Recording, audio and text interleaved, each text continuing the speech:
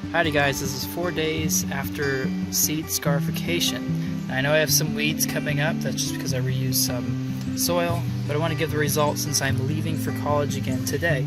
As we can see here, radical formation has already occurred on a lot of these seedlings. They're already forming their shoots, they're already starting to germinate. And there's some in the other trays as well, though those I buried a little bit better. Put a little bit more soil over this in a sec. I don't want these to dry out. But, let's see, is this one doing it yet? Not quite, but the seed coat is starting to bust. It is getting there. So what I've demonstrated here is that seed scarification can take a process that can take upwards of a few years and turn it into a week. Now, hopefully, later in the week I'll have results for how many just germinated, but this is fantastic. I'll try to get a count for next weekend. I won't be here, I'll have to rely on someone else to do it, but this is incredible. As always, thank you for watching. If you like stuff like this, go ahead and subscribe. Y'all are incredible. Alright guys, real quick, I just want to throw this in there as well.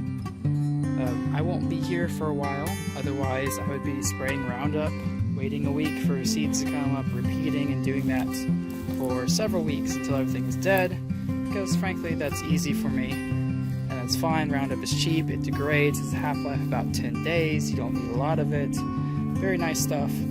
But since I'm leaving, I decided to put down some plastic. I put this out last night, it's probably about 11 o'clock, yeah, about 11 o'clock at night, and it is 4:20 now.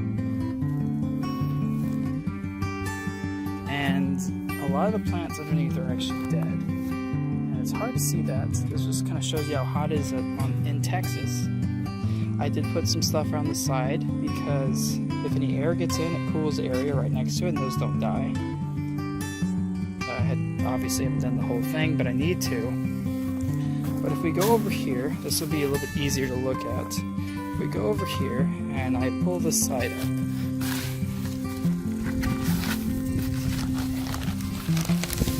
you see that some plants have already started dying. There's water dripping because a lot of things have been dehydrated and it got too hot in here.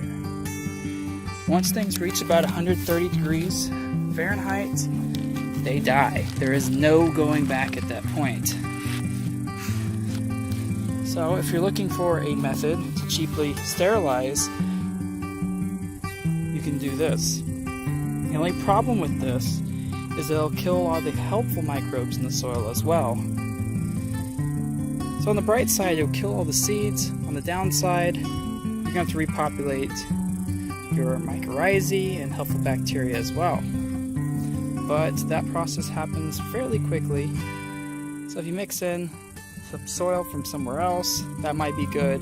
What I'm going to do is I'm going to leave this here for about a week. They recommend a month if you want it to be completely sterilized, but it's so hot here this should be fine. I'm going to move this in about a week, move it a little bit closer to my hoop house, and then the following week it's going to be put over here, and we're going to see how well that sterilizes. It might not be long enough, but if that's the case, the soil here should start getting repopulated by the bacteria and fungi, mainly the bacteria because the fungi need a host, but I'll be using that soil to help move the bacteria and fungi around so that everything else will be perfect for the growing season.